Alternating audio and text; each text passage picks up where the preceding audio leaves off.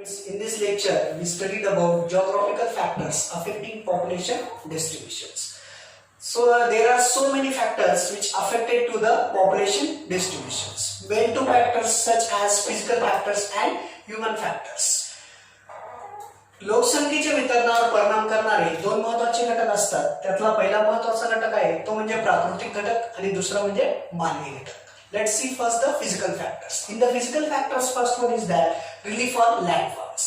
Relief on landform, it means a population is densely distributed of flat plains or the gentle slope because such areas are favorable for the production of the crops. In these areas, it is easier to build roads and develop industries. Mostly what happens in relief on landforms, the area which occupied by the plains and developed areas. भौतिक घटकामध्ये पहिला महत्त्वाचा घटक आहे तो म्हणजे प्राकृतिक रचना व भूरूपे. भूरूपांचा लोकसंख्येच्या वितरणावर मोठ्या प्रमाणात बदल घडून येत असतो. त्याच्यामध्ये असं की ज्या एरियामध्ये जो एरिया मैदानी प्रदेशाचा असतो तो सुपीक मैदानी प्रदेशाचा असतो, तिथे शेतीचा विकास जास्त झालेला असतो, पर्यायाने तिथे विकास हा मोठ्या प्रमाणात झालेला असतो, म्हणून तिथे लोकसंख्या जास्त असते. On the contrary, in the same landform, the landform which occupied by mountainous area, hilly area and desert area, which is low density of the population areas. तसेच ज्या प्राकृतिक घटकांमध्ये ज्या भूरूपांमध्ये उदाहरणार्थ डोंगराळ प्रदेश, त्याच्यानंतर दऱ्याखोऱ्यांचा प्रदेश, वाळवंटी प्रदेश, इथे विकासाची साधनं मुबलक प्रमाणात नसतात, त्यामुळे इथे लोकसंख्या वाढीचा वेग हा कमी प्रमाणात असतो. थोडक्यात हा घटक देखील लोकसंख्येवर मोठ्या प्रमाणात फरक पडत असतो. Next important is that climate. Climate, there are different types of the climates such as extreme climates. Extreme climates, very hot or the cold deserts or regions with very heavy rainfall are uncomfortable for the human habitation. They have less population areas with a equable climate where there is not much seasonal variation. Attract more people. Mediterranean regions were inhabited due to their pleasant climate. In cold climates, only people like the Eskimos and Lapps, who are highly adapted to such climates, can live in these regions. Vast equatorial areas of the Amazon lowlands and Congo basin are very sparsely populated due to the unfavorable climate. हवामान हा देखील मोठ्या प्रमाणावर प्रभाव पाडणारा असा घटक आहे.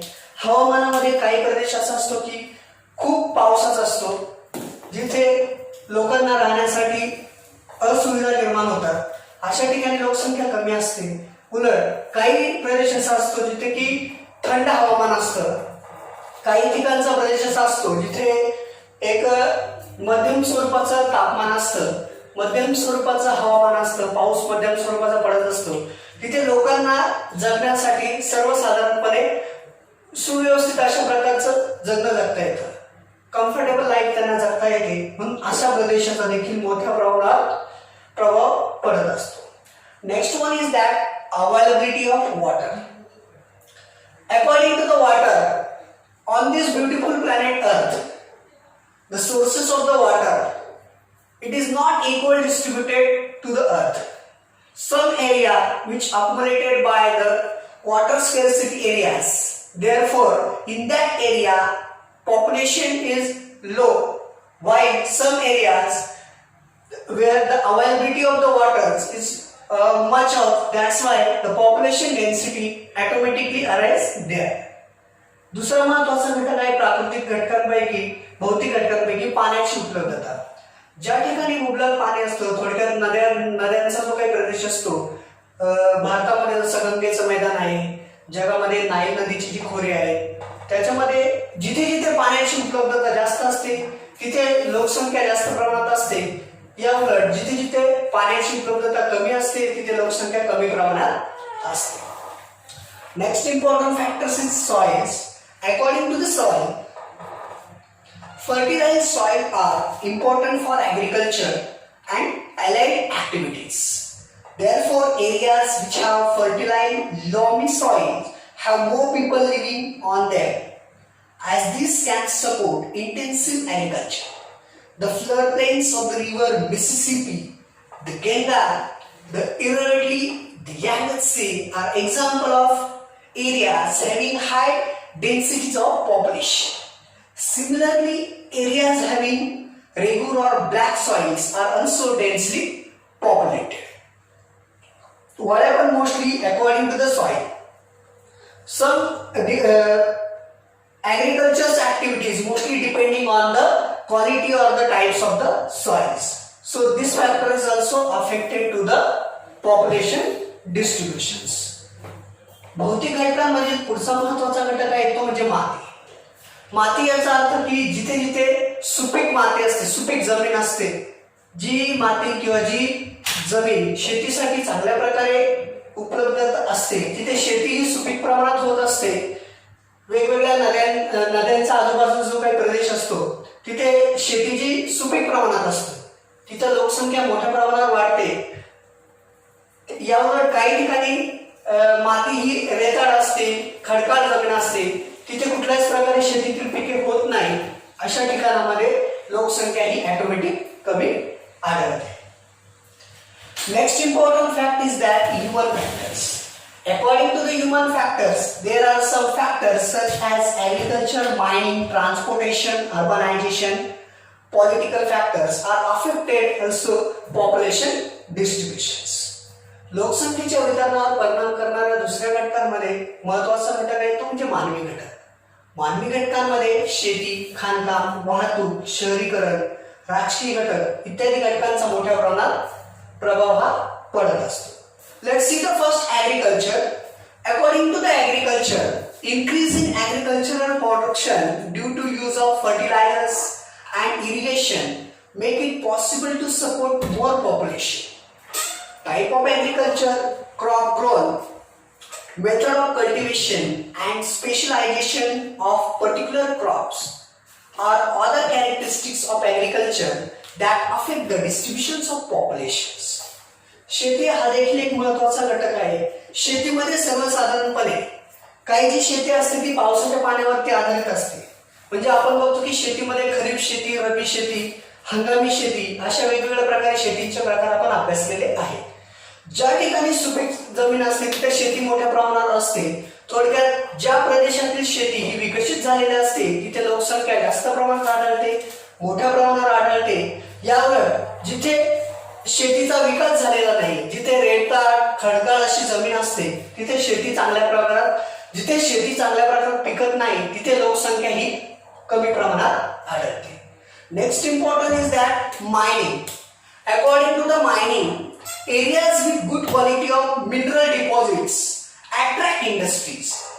Mining and industrial activities generate employment. So skilled and semi-skilled workers move to these areas and make them densely populated. Katanga Copper Belt in Zambia, the Chota Nagpur Plateau in India, coal and iron fields of Western Europe, the Manchurian region of China and the Appalachian mountain of the USA are examples where population is dense due to the availability of minerals. दुसरा महत्त्वाचा घटक आहे तो म्हणजे खाणकाम. जिथे मोठ्या प्रमाणात खाणी असतात, खाणींच्या प्रदेशामध्ये लोकसंख्या ही नेहमी जास्त प्रमाणात असते.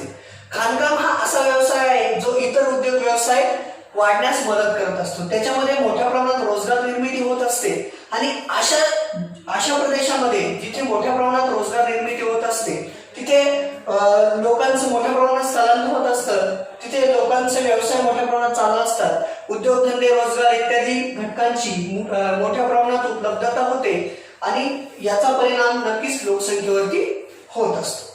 Next one is that transportation.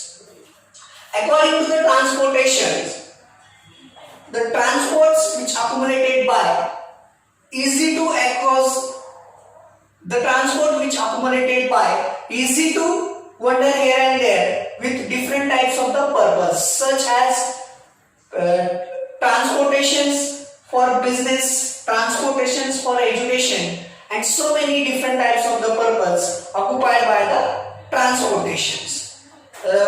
There are three types of the transportations mainly occupied by the business facts such as road transport, railway transport, water transport and air transports. Mostly the city area which is closely connected to the well-known transportations which is highly distributed by high population. It is also affected on the transportations.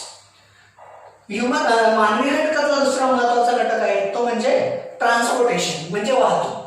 वाहतूक हा आजकालच्या घटकातला सगळ्यात महत्त्वाचा घटक आहे कारण वाहतूक जिथे मोठ्या प्रमाणात होत असते, जिथे दळणवळण मोठ्या प्रमाणात चालू असतं, तिथे उद्योग व्यवसाय वाढीस लागतात, त्या शहराची त्या ठिकाणाची नक्कीच भरभराट होते आणि अशा क्षेत्रामध्ये लोकसंख्या ही मोठ्या प्रमाणात वाढत जाते. याचाच परिणाम लोकसंख्येच्या घटकावरती होत असतो. Next one is that urbanisations. According to the concept urbanisations, number of group or the number of people when they move village towards city are called urbanizations. When they develop in one particular area which accumulated by good types of the business, occupations, industries, educational facilities, health facilities, well-connected networks of transportations, people automatically attract there and automatically started to stay there. That's why they just give importance to the urbanization and automatically the urbanization fact also give importance to the increase of population. मानवी घटकातील पुढला महत्त्वाचा घटक आहे तो म्हणजे शहरीकरण. आज आपण बघतो की मुंबई, पुणे, नाशिक मोठ्या प्रमाणात विकास झालेला असतो. जगात जर बघितलं तर बऱ्याच प्रकारची शहरं ही मोठमोठ्या संख्येने भरलेली दिसून येतात. महाराष्ट्रातील मुंबई शहर जर बघितलं तर मोठ्या प्रमाणात लोकसंख्या तिथे आढळते. तिथे मोठ्या प्रमाणात लोकसंख्या का आढळते? कारण तिथला वाहतूक, दळणवळण, उद्योगधंदे, व्यवसाय, शिक्षण, आरोग्याच्या सोयी सवलती जिथे मोठ्या प्रमाणात असतात तिथे शहरीकरण मोठ्या प्रमाणात होतं आणि शहरीकरणाचा मोठ्या प्रमाणात इम्पॅक्ट म्हणजेच परिणाम हा लोकसंख्येवरती होत असतो. Next important fact is that political factors. Political factors which accumulated by besides all above the factors, the policies of various governments also affect population distribution and density. A government may choose to promote population in an area or depopulate it. For example, a government may choose to promote a population in an area or the depopulated. The government promoted human settlement in parts and the special incentives. For example, in Japan, the government is giving intensive to people to leave Tokyo, as about the third of the Japan lives in Tokyo. दुसरा महत्वाचा घटक दिसतो याच्यात राजकीय घटक, जो मानवी घटकांपैकी एक महत्वाचा घटक आहे. राजकीय घटक हा महत्वाचा या दृष्टीने आहे कारण प्रत्येक देशाची जी काही व्यवस्था असते ती तिथल्या शासन प्रशासन या मार्फत चालू असते आणि शासन प्रशासन जे काही त्यांचे निर्णय घेतात, जे काही त्यांचे धोरणं ठरवतात त्याचा परिणाम नक्कीच तिथल्या लोकांवरती होत असतो, लोकांच्या राहणीमानावर होत असतो आणि याचा अप्रत्यक्ष परिणाम हा लोकसंख्या वाढीवरती होत असतो. Next one is that components of population change means लोकसंख्या बदलाचे घटक. Why the people from one region differ from others? Because people can be distributed by their age, sex and their place of residence. Some of the other distinguishing attributes of the population are occupation, education and life expectancy. So these facts also apply to the components of population change. लोकसंख्या बदलाच्या घटकामध्ये अनेक महत्त्वाचे घटक येतात.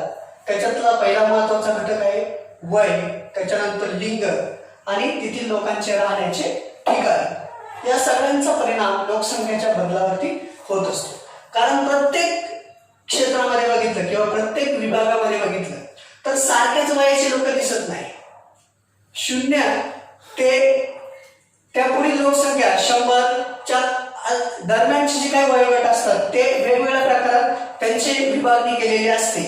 तसंच सेक्समध्ये male female जेंडरिक अशा प्रकारचं डिस्ट्रीब्युशन केलेलं असतं आणि त्यांचं राहण्याचं ठिकाण हे सुद्धा लोकसंख्येच्या बदलामध्ये महत्वाचे घटक म्हणून ठरत असतात. थँक्यू.